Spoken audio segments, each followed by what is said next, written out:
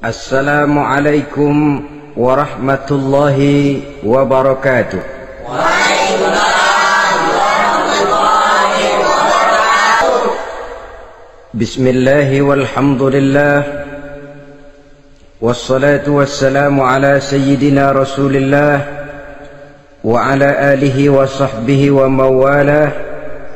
La hawla wa la quwwata illa billah, amma ba'du. Saudara-saudara kaum muslimin yang berbahagia,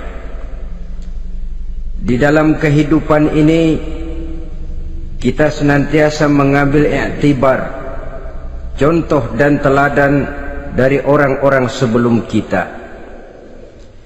Itu sebabnya kepada baginda Nabi kita Muhammad sallallahu alaihi wasallam Allah Subhanahu wa taala menjelaskan cerita para nabi sebelum beliau dalam ayat "Tsumma naqussu 'alaika min anba'ir rusuli ma nusabbitu bihi fu'adak."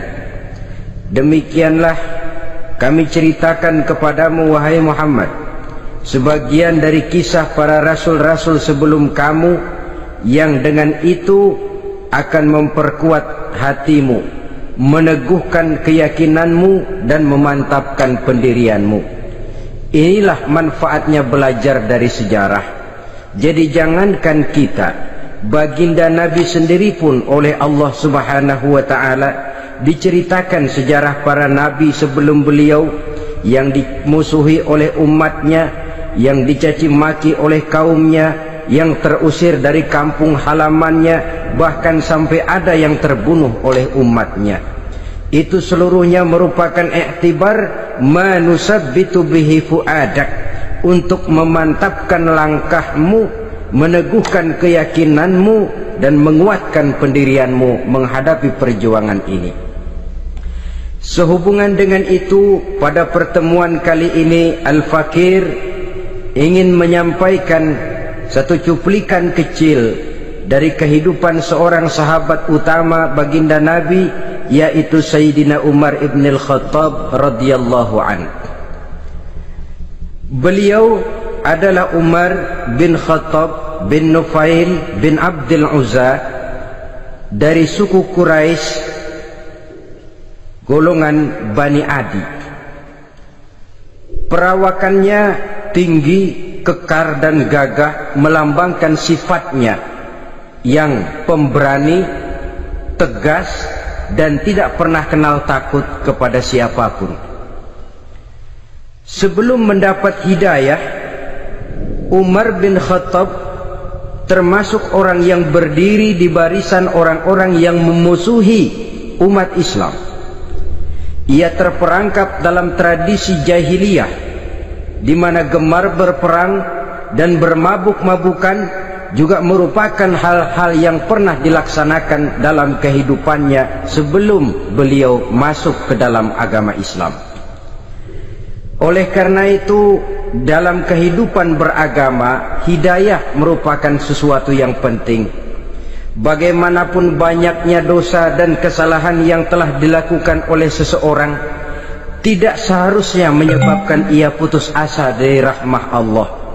Sebaliknya, bagaimanapun banyak kebajikan dan kebaikan yang sudah dikerjakannya, tidak perlu membuat dia besar hati, puas, bangga, apalagi menjadi lalai karenanya.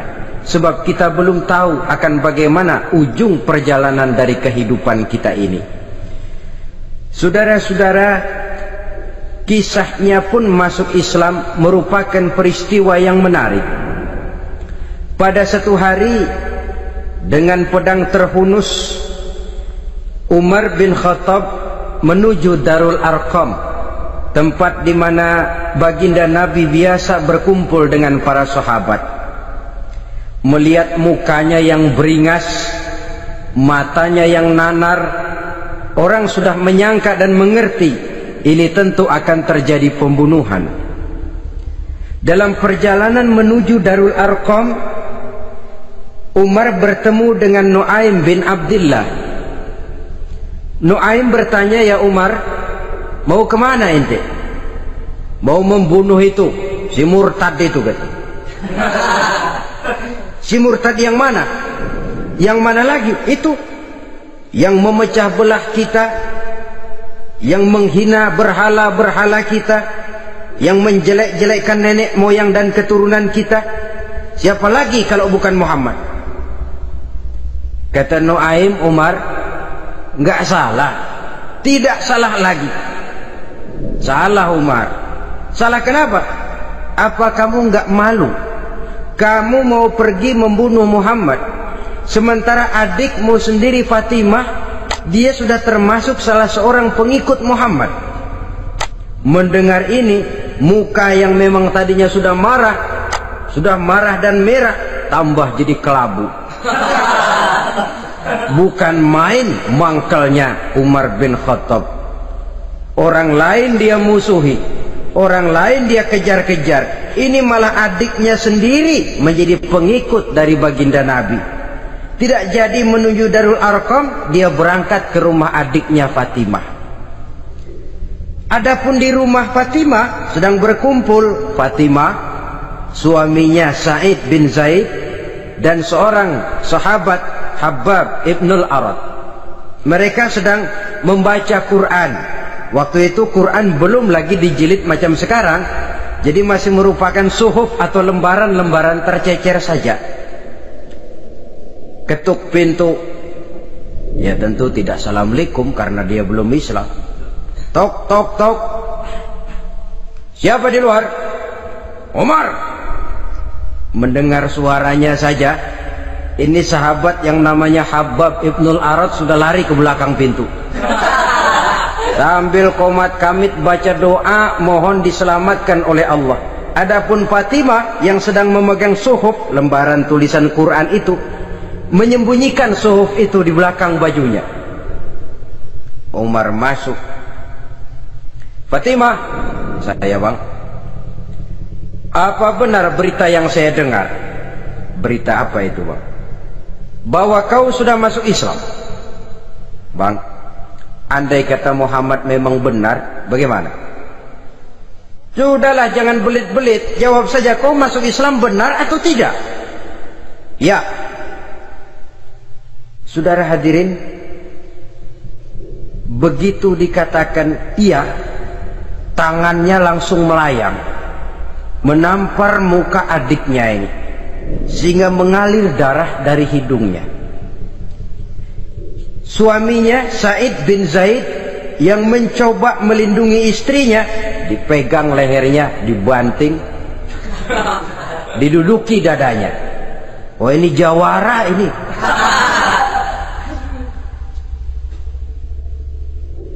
Namun pada saat sedemikian, suara kebenaran terpantul dari mulut Fatimah, adik dari Umar bin Khattab ini. Umar, apakah engkau memukul orang yang bersaksi bahwa tidak ada Tuhan melainkan Allah dan Muhammad Rasulullah? Apakah engkau menganiaya seseorang yang terpanggil untuk mengikuti kebenaran? Manusia macam apa engkau, Umar? Saudara, memang dia orang keras, tapi hatinya mudah menerima kebenaran. Sehingga mendengar kalimat adiknya ini tercenung dia sejenak, melongo, bengong kata anak sekarang. Ini kalau tidak karena keyakinan yang mantap, tidak mungkin orang ini, anak adik saya ini bicara macam begini. Umar, mengapa engkau memukul orang yang bersaksi bahwa tidak ada Tuhan melainkan Allah dan Muhammad Rasulullah? Mengapa engkau pukul orang yang mengikuti kebenaran, menerima hidayah dari Allah? Begitu yakin dan mantapnya, walaupun di tengah satu hal yang sangat menakutkan. Siapa yang tidak takut orang Quraisy berhadapan dengan Umar bin Khattab yang dikenal sebagai singa padang pasir pada waktu itu? Malahan dia termasuk salah seorang jagoan di tradisi masyarakat jahiliyah itu. Ada satu pasar yang namanya pasar Ukaz. Tiap tahun di pasar itu diadakan pesta. Pertama pertandingan syair, jadi penyair waktu itu jadi kebanggaan. Syair-syair yang menang itu digantung di dinding Ka'bah. Jadi setiap suku akan bangga kalau mempunyai ahli syair yang hebat. Nah, lalu diadakan juga lah perlombaan balap kuda, memanah, termasuk gulat. Lah Umar ini tiap kali pertarungan mesti menang. Belum pernah ada yang berhasil mengalahkan dia. Jawara. Saudara-saudara, mendengar adiknya begitu mantap hatinya, apalagi ketika adiknya berkata begitu, suhuf, lembaran yang disembunyikan di belakang bajunya tersembul. Apa yang kau sembunyikan di balik bajumu itu? Suhuf. Apa suhuf itu? Lembaran Al-Quran. Coba saya lihat. Enggak boleh. Kenapa? Kamu kotor. Orang kotor tidak boleh megang Quran. Saya mau lihat. Enggak boleh. Kalau kamu mau lihat, mandi dulu. Diturutinya permintaan adiknya itu. Lalu diambilnya suhuf tadi. Dia baca. Kebetulan ayat yang dibacanya ayat pertama dari surah Toha yang berlanjut dengan ayat 14 pada surah yang sama. Dia baca, Bismillahirrahmanirrahim. Toha ma anzalna ilaikal qur'ana litashqa illa tazkiratan liman yakhsha. Toha, tidaklah aku turunkan Al-Quran ini untuk bikin sukar manusia, melainkan merupakan pengingat bagi orang-orang yang takut kepada Allah. Lalu pada ayat ke-14, Innani anallahu la ilaha illa ana fa'budni. Sesungguhnya akulah Allah, tidak ada Tuhan melainkan aku, maka hendaknya hanya kepadakulah kamu menyembah. Wa aqimis salata li dzikri, dirikanlah salat untuk mengingat aku. Inna sa'ata atiyatun akadu ukhfiha litujza kullu nafsin ma tas'a. Sesungguhnya kiamat itu pasti akan datang, yang sengaja waktunya kami tidak beritahukan kepada kamu semua, untuk kami balas segala setiap orang tentang apa saja yang telah mereka lakukan dalam kehidupan di dunia ini. Setelah membaca ayat ini, gemetar tangannya. Ah, ini sih nggak main-main ini. Ini belum pernah saya baca ajaran semacam ini. Tidak patut orang yang mempunyai kitab suci semacam ini dimusuhi. Ini sesuatu yang benar. Tergetar jiwanya. Hei Fatimah, Muhammad di mana Muhammad? Saya tidak akan memberitahu kepada kamu. Di mana? Saya tidak akan memberitahu. Lebih baik kau bunuh saya kalau memang maksudmu mau mencelakakan Muhammad. Sama sekali saya tidak akan mencelakakan dia, Fatimah. Kasih tahu saja, di mana dia? Darul Arqam. Bergegas dia menuju Darul Arqam. Di dalam Nabi memang sedang kumpul dengan para sahabat. Termasuk ada Sayyidina Hamzah yang juga terkenal jawara juga. Ketuk pintu. Ketuk pintu. Siapa di luar? Umar. Di dalam ini geger sebagian sahabat. Umar datang ini pasti bencana. Umar datang, wah, kalau istilah kampung, kerok dan urusan.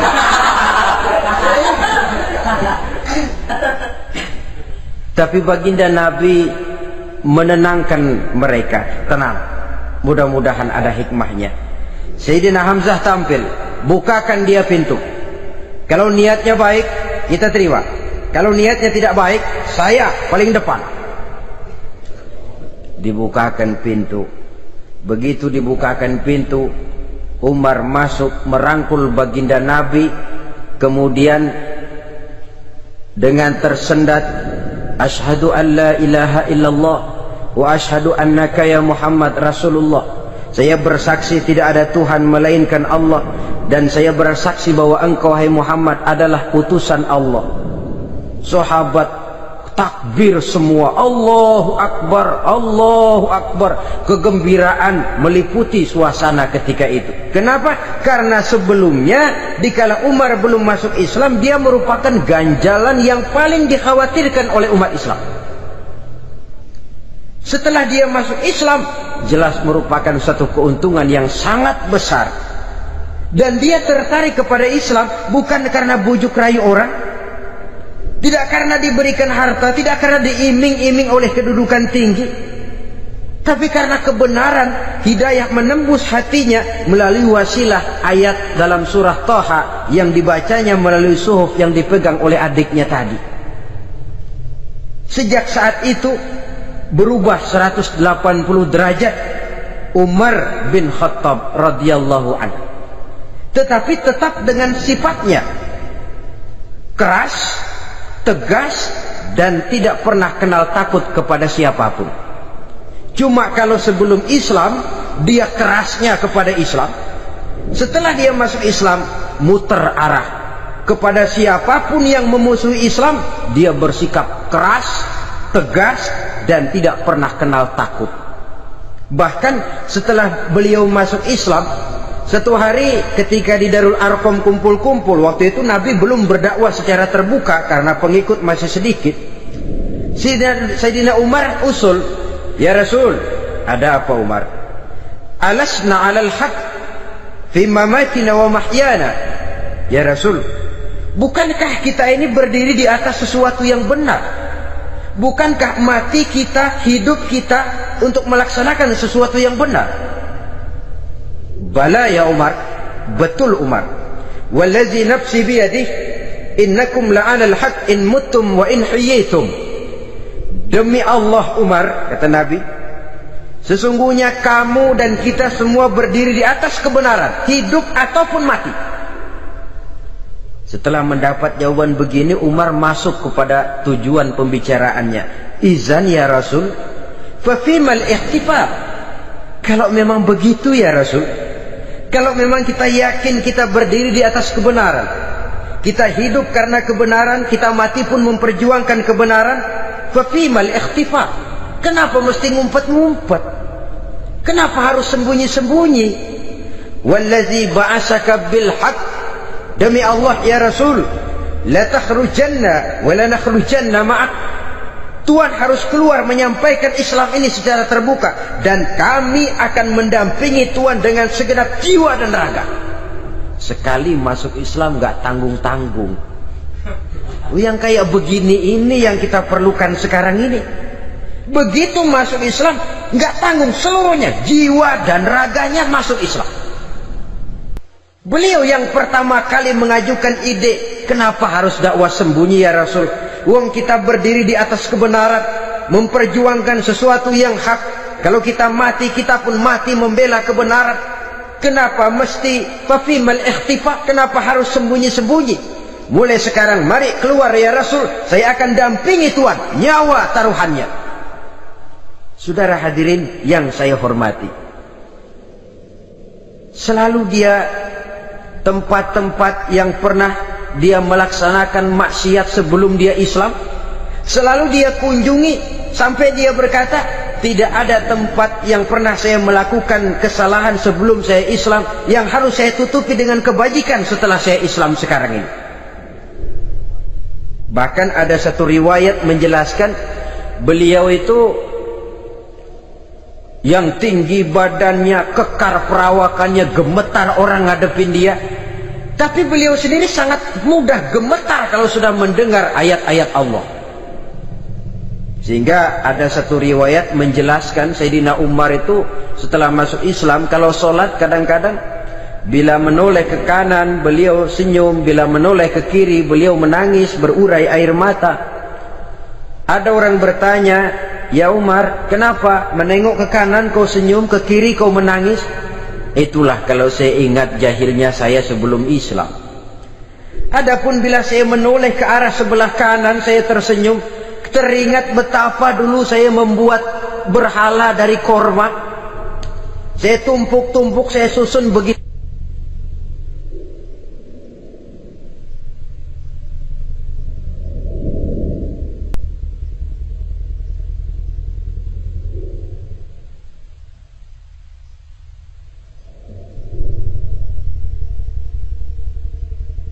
Itu rupa, setelah saya sembah saya makan itu korma. Gagah betul saya waktu itu, sampai Tuhan pun saya makan. Adapun kalau saya menoleh ke kiri teringat putri kesayangan saya yang terbawa oleh tradisi jahiliyah, takut menanggung aib, merasa malu mempunyai anak perempuan, sampai dia terkubur hidup-hidup. Berurai air mata saya mengingat semua itu. Padahal Nabi sudah memberikan jaminan. Sebab saudara jangan lupa, orang kafir masuk Islam, dalam Islam itu dihitung dari bayi lagi, dari nol. Itulah untungnya. Jadi misalnya sudah 60 tahun, dari kecil sampai 60 tahun kafir, umur 61 masuk Islam. Nah, sejak umur 61 itulah yang dihisab oleh Allah. 60 tahun ke bawah gratis bersih pemutihan. Istimewa betul. Tapi jangan lalu diniatin, gua kafir aja. Nanti sudah tua-tua mau giliran mati baru Islam. Itu diniatin lain. Ini yang karena faktor hidayah, saudara-saudara. Nah, cintanya kepada baginda Nabi luar biasa. Dalam setiap pertempuran beliau selalu di front terdepan. Bahkan demikian cintanya sampai ketika hari di mana baginda Nabi wafat, saudara-saudara, disampaikan berita wafat Nabi kepada Umar ini. Ya Umar, baginda Nabi sudah wafat. Kamu ngomong apa? Baginda Nabi sudah wafat. Bukan sedih, nyabut pedang, keluar matanya melotot. Siapa yang bilang Muhammad mati, saya tabas batang lehernya. Begitu cintanya beliau kepada baginda Nabi, sampai-sampai nggak menerima kalau Nabi wafat. Taruhlah nggak bisa mati bersamaan, bolehlah mati beriring-iring saja barangkali maksudnya. Saudara-saudara, cabut pedang, kelayaban kemana-mana. Ayo, siapa ngomong Muhammad mati, saya tabas batang lehernya. Sampai bertemu dengan Sayyidina Umar, Sayyidina Abu Bakar. Di tempat orang banyak, Sayyidina Abu Bakar yang bijaksana ini pidato. Ayuhan nas, man kana ya'budu Muhammadan fa inna Muhammadan qad mata, wa man kana ya'budu Allah fa inna Allah hayyun la yamut. Wahai manusia, barang siapa yang menyembah Muhammad, maka Muhammad sudah mati. Tetapi barang siapa yang menyembah Allah, Allah akan hidup selamanya dan tidak akan pernah mati. Mendengar pidato ini, Sayyidina Umar sadar bahwa sebenarnya yang tidak bisa mati itu cuma Allah. Bagaimanapun agungnya baginda Nabi, besarnya baginda Nabi, tinggi akhlak budi pekertinya Nabi, cintanya beliau kepada Nabi, toh Nabi manusia dan manusia harus mati. Kemudian dibacakan surah Ali Imran ayat 144. Wa ma Muhammadun illa rasul qad khalat min qablihi rusul afa immata aw qutilan qalabtum ala aqabikum. Muhammad tidak lain daripada manusia, telah datang kepadanya rasul. Apakah jika ia mati engkau kembali menjadi murtad atau mundur ke belakang? Mendengar ayat ini dibacakan, Sayyidina Umar sadar, berurai air matanya, menangis dalam kesedihannya. Ini cintanya yang demikian tinggi kepada baginda Rasulullah sallallahu alaihi wasallam. Begitulah seluruh kesalahan yang dia lakukan pada saat sebelum dia masuk Islam, berusaha dia tutupi dan dia tebus dengan segala kebaikan, pengabdian, perbuatan soleh setelah dia masuk Islam. Sehingga diajarkan oleh baginda Nabi, ittaqillaha haitsu ma kunta wa atbi'i sayyi'atal hasanata tamhuha wa khaliqin nasa bi khuluqin hasanin. Bertakwalah kamu kepada Allah, kata Nabi, dimanapun saja kamu berada. Jadi takwa tidak kenal tempat. Dimanapun saja kamu berada, bertakwalah kepada Allah. Di rumah takwa, di pasar takwa, di kantor takwa, di tengah orang banyak takwa, pada waktu sendirian takwa. Ittaqillaha haitsu ma kunta. Bertakwalah kau kepada Allah dimanapun saja kamu berada. Jangan takwa pakai tempat. Di masjid takwa, di kantor nyolong. Itu tidak haitsu makunta. Yang diajarkan oleh Nabi, dimanapun kamu berada, bertakwalah kepada Allah. Wa atbi'i sayyi'atal hasanah tamhuha, dan iringi perbuatanmu yang salah dengan kebaikan. Jadi kalau satu saat terselip kita berbuat salah, cepat iringi dengan kebaikan, tamhuha, dengan harapan kebaikan yang kita kerjakan akan menutupi dosa yang terselip kita lakukan. Amin. Ngomongin orang, astagfirullahaladzim, banyak istighfar. Istighfarnya mudah-mudahan bisa nutupin dosa karena ngomongin orang. Tapi jangan lalu tambah sulap, ngomongin orang istighfar, terus ngomongin lagi istighfar lagi. Itu tentu tidak bisa dengan cara begitu. Barangkali terselip pernah mengambil harta orang tanpa alasan yang hak, imbangi dengan rajin sedekah misalnya. Barangkali pernah menyakiti hati orang, imbangi dengan perbuatan yang bisa menyenangkan hati orang lain. Itu namanya mengiringi perbuatan yang bersifat salah dengan kebajikan. Ini yang dilakukan oleh Sayyidina Umar. Setiap pelosok hampir dia datangi, tempat-tempat di mana dia pernah melakukan kesalahan sebelum Islam, di sana dia tegakkan kebajikan dan kebaikan. Kegagahannya, keperkasaannya, keberaniannya sepenuhnya bulat-bulat sudah diwakafkan untuk kepentingan Islam. Saudara hadirin yang saya hormati, diperlukan orang-orang yang punya keberanian macam Sayyidina Umar. Berani karena panggilan hidayah, bukan berani babi. Babi berani juga babi, cuman nyeruduk. Artinya berani yang tanpa pertimbangan. Berani yang tanpa pertimbangan pada akhirnya akan menyulitkan kita sendiri. Beliau gagah, beliau berani, beliau punya kekuatan, beliau punya wewenang, dan itu dimanfaatkannya untuk menjadi backing baginda Nabi kita Muhammad sallallahu alaihi wasallam. La takhrujanna wa la nakhrujanna ma'ak ya Rasul. Rasul, keluar, sampaikan dakwah secara terbuka. Saya akan mendampingi Tuhan. Jika ada yang ganggu Tuhan, saya paling depan. Backing yang mendampingi Rasul untuk menyampaikan risalah Islamiyah ini. Saudara hadirin yang saya hormati,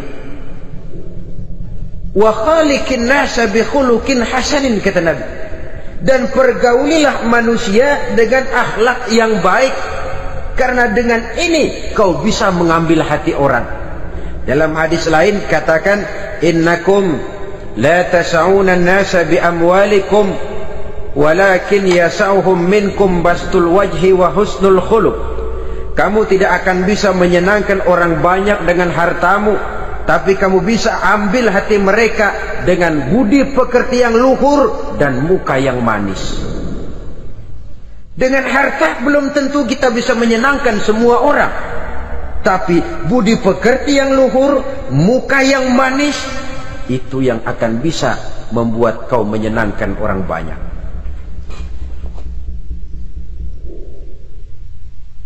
Setelah baginda Rasul wafat, pernah ketika berkumpul, Sayyidina Abu Bakar berkata kepada Sayyidina Umar, "Ya Umar, saya baiat kamu untuk menjadi khalifah." Jawab beliau, "Sayalah yang akan membaiat Tuan. Tapi Anda lebih utama dari saya, Umar. Keutamaan saya akan saya berikan kepada Tuan untuk mendukung kekhalifahan Tuan." Di sini kelihatan wataknya yang tidak ambisius, gagah, berani, perkasa, tapi tahu diri, nggak nyelonong, tidak menggunakan kekuasaannya, kegagahannya untuk maksud yang sewenang-wenang. Oleh karena itu, setelah Sayyidina Abu Bakar wafat, beliau dilantik menjadi khalifah. Keluarlah pidatonya yang terkenal, "Ayyuhan nas, inni qad wullitu alaikum walastu bi khairikum." Hai manusia, aku telah dipilih menjadi pemimpin kamu, padahal aku bukanlah orang yang terbaik di antara kamu. Kalau tidaklah karena aku melihat keutamaan, keteguhan yang dapat melindungi kalian, berat rasanya aku memikul amanah ini. Sebab apa? Alangkah beratnya menunggu datangnya perhitungan di akhirat nanti terhadap Umar. Ini yang jadi motifnya memegang jabatan khalifah. Sungguh berat bagi Umar menunggu datangnya saat perhitungan, sehingga seolah-olah kalau bisalah jadi Umar bin Khattab saja, jangan jadi khalifah kalau bisa. Tapi moya umat sudah kadang memilih. Sehingga benar kalau dalam satu hadis Nabi pernah mengajarkan jangan memberikan satu jabatan kepada orang yang memintanya. Sebab orang kalau sudah minta jabatan, apalagi pakai jilat-jilat, pakai upeti-upeti, tentu ada tendensinya. Ada batu di balik udang. Kalau udang di balik batu kan mungkin nggak kelihatan, tapi kalau batu di balik udang kelihatan betul itu. Ada maunya, ambisinya. Jangan memberikan satu jabatan kepada orang yang memintanya. Seakan di batinnya Sayyidina Umar menyesali, kenapa Umar nggak jadi Umar saja, kok mau jadi khalifah gitu. Alangkah berat perhitungan buat saya di akhirat nanti. Nah, setelah jadi khalifah, sebagai satu i'tibar, saya akan mencoba mengemukakan beberapa sifatnya yang menonjol untuk pelajaran buat kita semua. Pertama, sikapnya terhadap keluarganya setelah beliau menjadi khalifah. Kedudukan sebagai keluarga Umar bin Khattab bukan merupakan kedudukan istimewa.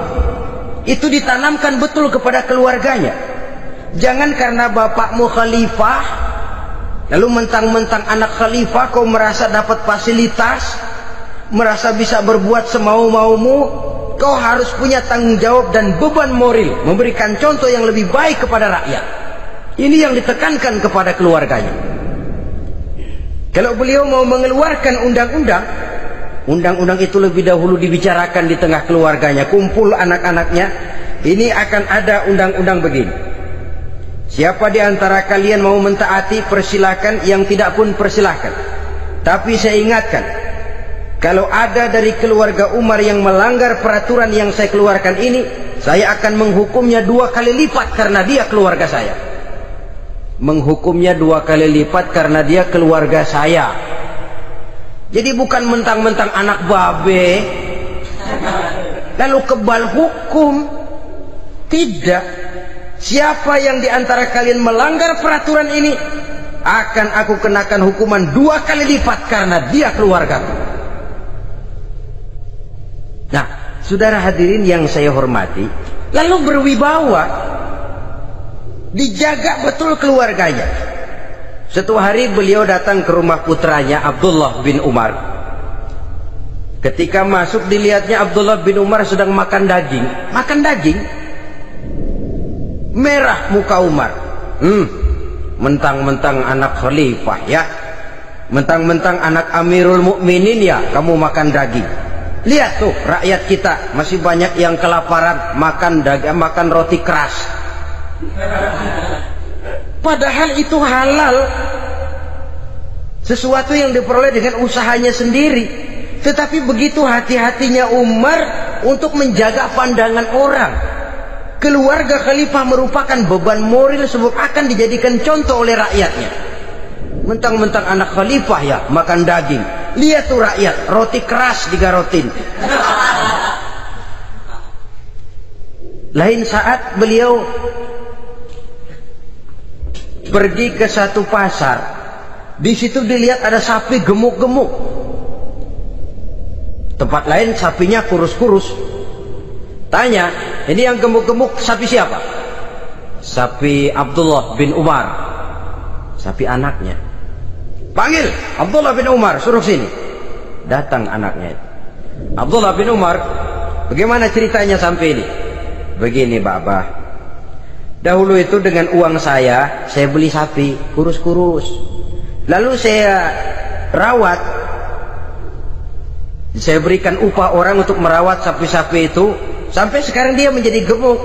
Akan saya jual dan keuntungannya tentu sesuatu yang halal. Subhanallah, kata Umar. Kau ini anak Amirul Mukminin. Jual sapimu, ambil modalnya, untungnya, masukkan Baitul Mal untuk urus kepentingan orang Islam. Dia nggak mau anaknya terlibat bisnis, dompleng kekuasaan ayahnya.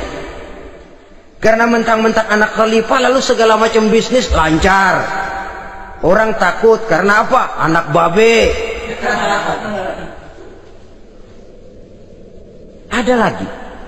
Pada waktu pembagian harta ghanimah, putri beliau yang namanya Hafsah, ini adalah istri baginda Nabi, meminta bagian. Kaum kerabat ayah, ini kerabat khalifah, kitalah dulu kerabat. Kalau kau kerabatku, maka jatahmu nanti dari ayahmu. Harta ini masih lebih banyak dibutuhkan oleh orang-orang Islam. Nanti belakangan kalau ada sisanya. Belakangan kalau ada sisanya. La haula wala quwata illa billah.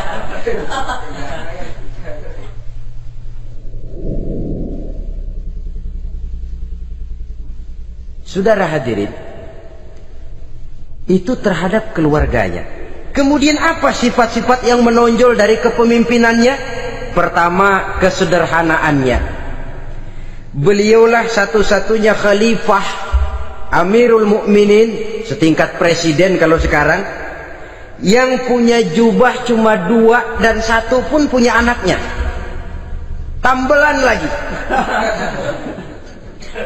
Pernah sholat Jumat terlambat, beliau naik mimbar untuk khutbah, sebelumnya minta maaf dulu. Saudara-saudara, maaf saya terlambat nungguin baju kering.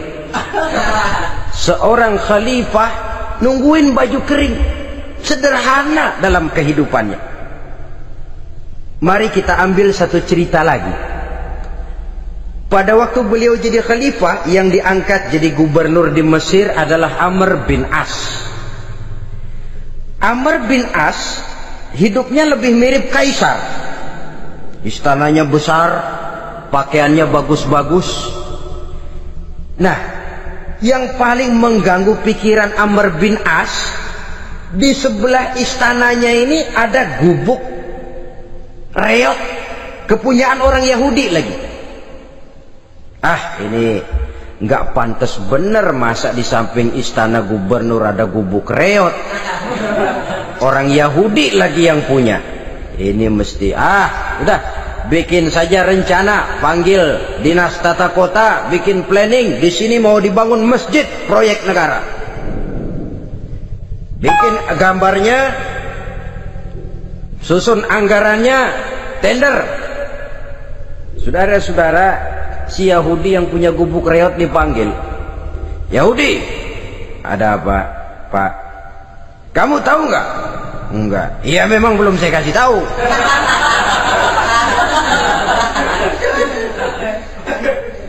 Ada apa, Pak? Itu kamu punya gubuk, tahu, kena proyek. Proyek apa, Pak? Kami mau bangun masjid besar di situ, dan tidak sesuai ada gubuk reot di samping tempat gubernur. Jadi maksud Bapak, gubukmu, tanah-tanahnya mau saya bebaskan, saya beli. Enggak mau, Pak, saya enggak mau jual. Saya bayar 2 kali lipat. Enggak mau. 3 kali lipat, 6 kali lipat juga enggak mau, Pak. Saya dari muda peres keringat banting tulang cuma segitu-gitunya, Pak, tempat saya tinggal. Gubuk reot sama tanahnya sedikit, makmur saya, Pak, cuma rumah sama sumur.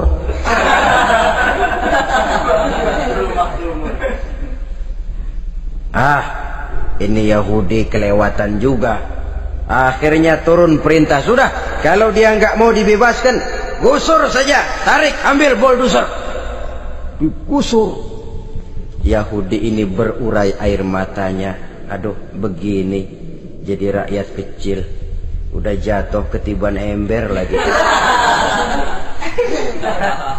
Tapi pikir-pikir Amr bin As kan bukan yang paling atas. Dia kan cuma pejabat, masih ada atasannya lagi. Lapor lapor. Yahudi ini berangkat ke Madinah. Bayangkan dari Mesir ke Madinah. Jalan. Di sepanjang jalan dia pikir membanding-banding. Kalau gubernurnya saja istananya begitu mewah, apalagi khalifahnya. Kalau gubernurnya galak main gusur, apalagi khalifahnya. Dan saya bukan orang Islam, apa dia lemin ngadu? Apa dapat tanggapan? Berangkat dia sambil harap-harap cemas. Sampai di pintu kota Madinah,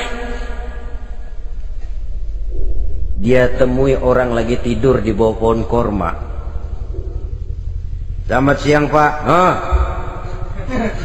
Ada apa? Pak. Apa? Mau lapor. Lapor apa? Bapak tahu Khalifah Umar bin Khattab? Tahu? Istananya di mana Pak? Istananya di atas lumpur. Di atas lumpur. Di atas lumpur. Pengawalnya banyak Pak. Banyak. Siapa Pak? Yatim piatu, janda-janda tua, orang-orang miskin, orang-orang lemah, itu pengawalnya. Pakaian kebesarannya apa sutra apa Pak? Pakaian kebesarannya malu dan takwa. Saya nggak ngerti Pak. Itulah Umar bin Khattab. Lalu orangnya sekarang di mana Pak? Di depan ente. Rupanya yang dia tanya itulah orangnya. Gemeter Yahudi ini, keringat bercucuran. Coba, istananya di atas lumpur. Sebab beliau berprinsip, bagaimana saya bisa menghayati nasib rakyat kalau saya tidak merasakan apa yang mereka rasakan? Bagaimana saya nggak bisa tahu sakitnya lapar kalau saya belum pernah kelaparan? Itu prinsipnya. Istananya di atas lumpur. Para pengawalnya yatim piatu, janda-janda tua, orang-orang miskin, orang-orang lemah dan tidak mampu. Dan pakaian kebesarannya malu dan takwa. Kamu dari mana? Dari Mesir Pak. Ada apa? Mau laporan gubernur Bapak di Mesir yang namanya Amr bin As. Kenapa? Main gusur aja Pak. Ceritanya, iya dia mau bangun masjid. Kebetulan di areal itu saya punya tanah sama gubuk segitu-gitunya. Saya nggak mau dibeli, digusur Pak. Saya mau mencari keadilan. Begini, kamu lihat tempat sampah itu, lihat. Di situ banyak tulang. Coba kamu ambil kemari satu, tulang unta, bawa sini. Bingung Yahudi.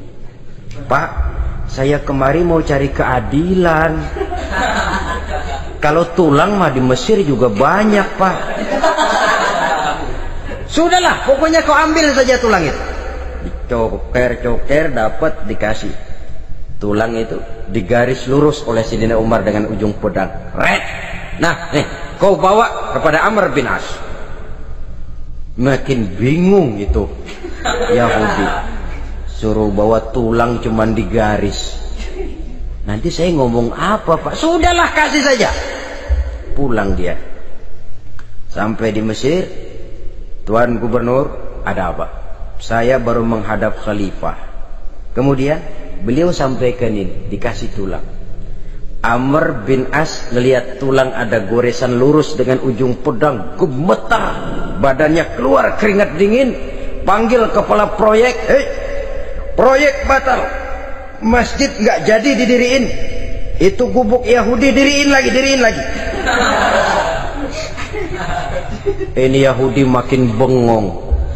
Ini gubernur dapat tulang doang segitu takutnya.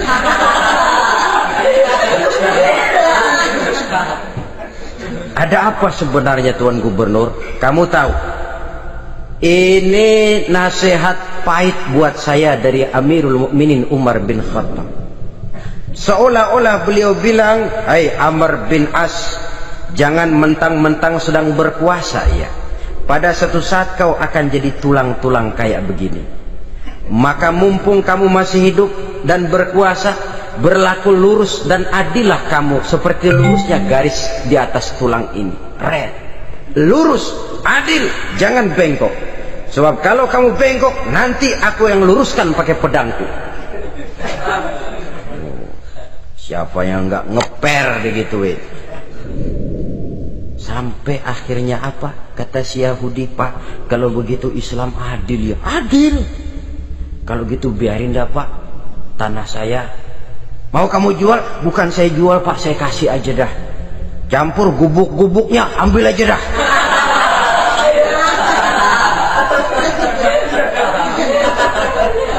Masuk Islam si Yahudi ini oleh karena keadilan dari Umar bin Khattab. Begitulah kesederhanaan hidupnya. Sampai saudara, yang ironi betul, pernah Utsman bin Affan, Ali bin Abi Thalib, Thalhah dan Zubair kumpul mendengar berita bahwa Sayyidina Umar ini punya hutang. Bayangkan, seorang khalifah untuk melangsungkan hidupnya sampai punya hutang. Padahal Baitul Mal di bawah kekuasaannya. Berunding Utsman, Ali, Thalhah, Zubair. Kalau kita langsung ngomong sama Umar nggak enak dong, dia nggak bakalan terima. Lewat putrinya aja, Hafsah. Baik. Hafsah ngomong sama Umar, Abah, kenapa? Bagaimana kalau honor Abah ditambah, ditingkatkan supaya hutang bisa ketutup? Hafsah, saya Abah. Siapa yang nyuruh kamu ngomong begitu? Enggak ada. Ada. Saya tahu ada ini. Kalau enggak ada, kamu enggak mungkin ngomong begitu. Tapi orangnya kalau saya tuntut, mereka mungkin enggak mau. Sekarang saya mau tanya Hafsah, kau kan istri Rasul, betul?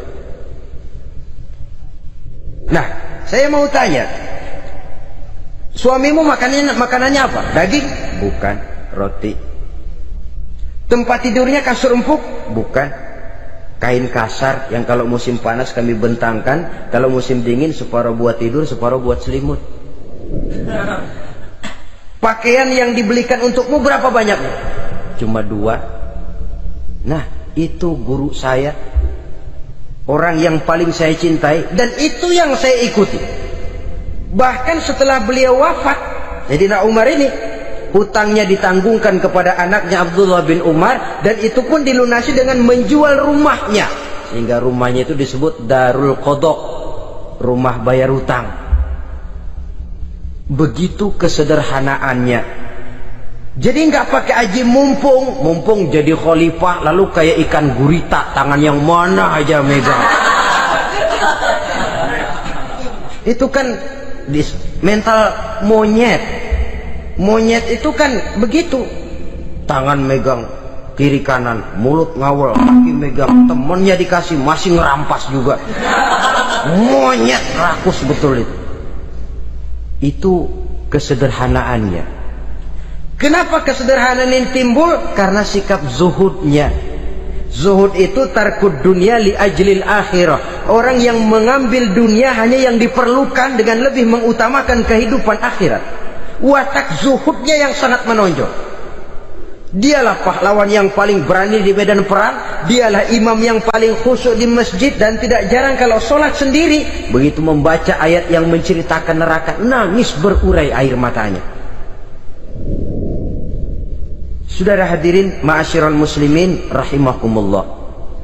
Jadi kesederhanaan dan kezuhudan ini bukan lewat teori disampaikan oleh Umar, bukan lewat penataran seluruh aparat, tidak, lewat contoh konkret. Inilah saya, contoh sederhana dan zuhud.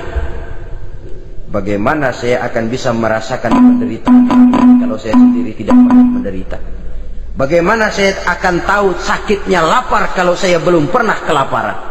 Maka tanpa penataran, tanpa upgrading segala macam, berhasil karena prinsip keteladanan. Beliau jadi contoh utama.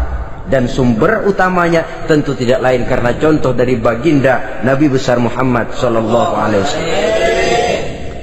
2, sederhana. Yang kedua, zuhud.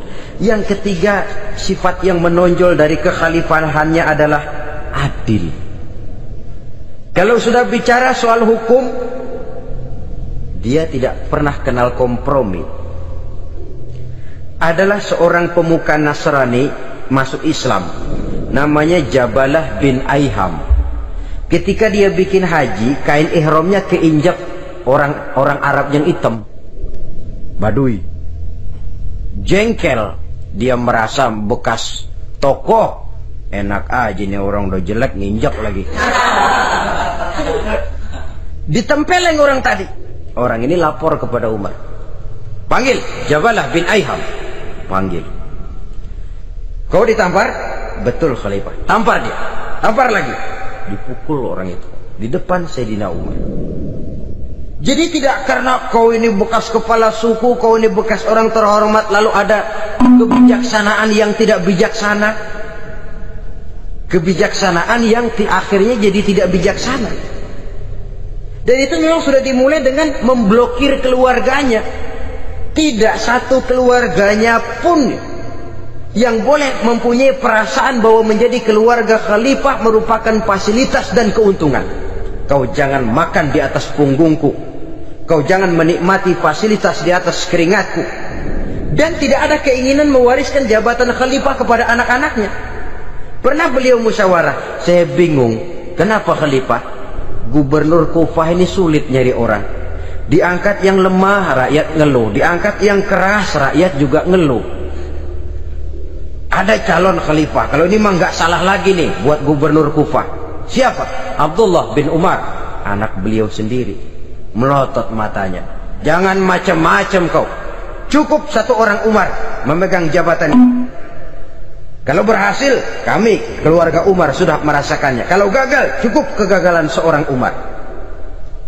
Tidak berusaha mengorbitkan anaknya, wah anak babeh diangkat jadi jadi tidak, malah diblokir, cari yang lain.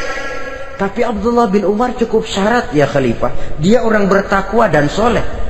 Yang takwa dan soleh bukan cuma anak Umar, anak orang lain juga banyak yang takwa dan soleh. Itu prinsipnya.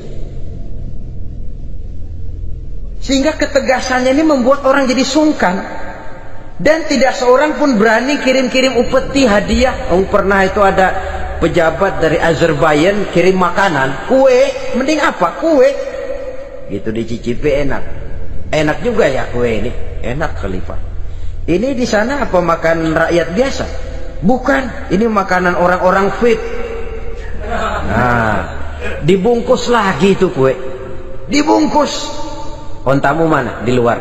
Ambil, bawa pulang, serahkan lagi kepada gubernur di sana. Kasih tahu salam dari Umar bin Khattab. Kenyangkan dulu rakyat dengan makanan seperti ini. Kita belakangan. Jadi kalau rakyat lapar, saya orang pertama yang akan merasakan kelaparan. Tapi kalau rakyat makmur, biarlah saya menjadi orang terakhir yang kenyang. Kan bagus prinsip itu. Jikalau rakyat kelaparan, saya akan jadi orang pertama yang merasakan lapar. Tapi kalau rakyat makmur, biar saya jadi orang terakhir yang kenyang. Jangan dibalik. Pada saat rakyat kelaparan, dia kekenyangan. Dan selanjutnya, sikap keadilannya ini, saudara-saudara, menyebabkan hukum lalu jadi berwibawa. Pernah beliau jalan-jalan di lorong kota Madinah, di tempat yang namanya Hara bersama Aslam. Ada ibu-ibu, anaknya nangis, lapar ma, sabar dikit lagi matang katanya. Emang tuh ibu lagi ngerebus, bunyi air ngegulak, luguk. Umar lihati dari jauh, belum juga matang. Nih anak dari nangis, lapar, sampai capek nangis, sampai tidur. Anak tidur, Umar samperin, Bu, emang masak apa sih kok nggak bisa matang? Saya nggak masak apa-apa Tuhan. Itu pating kerubuk apa? Ketika dibuka ya cuma air saja. Subhanallah, ibu sudah ngebohongi anak ibu sendiri. Habis harus bagaimana Tuhan? Saya sudah nggak punya makanan untuk dimasak. Sementara perut nggak kenal kompromi. Jalan satu-satunya ya terpaksa anak saya bohongi. Saya bilang sebentar lagi matang sampai dia tidur sekarang ini. Memangnya Khalifah Umar gimana sih ngurusi rakyatnya? Subhanallah, dia orang zalim. Dia yang memegang urusan kami, tapi dia nggak tahu nasib saya. Anak kelaparan, keluarga terlantar. Oh begitu. Iya, zalim betul Umar bin Khattab itu. Kalau begitu ibu tunggu sebentar. Dia pulang bersama Aslam menuju Baitul Mal. Dia ambil tepung 1 karung, dipikul sendiri. Dipikul sendiri. Kata Aslam, ya Khalifah, biar saya yang bawa. Jangan. Kenapa Khalifah? Apa kau kira kau sanggup mikul dosa saya di akhirat nanti? Biar saya yang mikul sendiri. Dia bawa ke tempat tuh ibu-ibu. Dia masakin sendiri. Nah bu, sudah matang, persilakan masak. Makan. Alhamdulillah Tuhan. Mudah-mudahan Allah memberkahi Tuhan. Tuhan lebih baik dari Umar bin Khattab yang zalim itu. Memang sebenarnya Tuhan siapa, kata tuh ibu? Saya. Iya, saya ya Umar bin Khattab yang ibu bilang zalim itu. Gemetar si ibu. Gemetar si ibu. Tapi memang peka dan menghargai kritik orang. Tidak membungkam setiap orang yang nadanya sumbang atau berbeda. Kadang beliau berkata, saya khawatir karena orang terlalu segan dengan saya, lalu nggak ada yang berani negor kalau saya salah. Kan begitu biasanya. Karena sudah terlalu segan, lalu semuanya orang mau diaminin saja. Asal dibilang nggak benar, marah, jengkel. Lalu disingkirin, maunya diiyain, inge kulonuwun. Oke bos. Beliau bilang, saya khawatir kalau tidak ada orang yang mau menegur kesalahan saya jika saya terlanjur nanti. Tahu-tahu muncul orang, demi Allah, saya akan menegur Tuhan dengan pedang saya ini. Cerah mukanya, senyum bibirnya, alhamdulillah. Anak muda, saya memerlukan orang macam kau, yang berani berkata ya terhadap yang benar dan tidak terhadap yang tidak benar, apa dan bagaimanapun resikonya. Di sini kelihatan sikap beliau menghadapi orang yang berbeda pendapat. Keadilan, keberanian dan ketegasan, cepat menerima kebenaran merupakan serentetan dari sifat-sifat utama beliau sejak masuk Islam sampai menjadi khalifah yang kedua. Bahkan dengan jasa beliau, Islam kemudian tersebar menembus dinding Jazirah Arabia, memasuki Bizantium dan Persia, sehingga beliau juga dikenal sebagai periode Al-Futuhat Al-Islamiyah.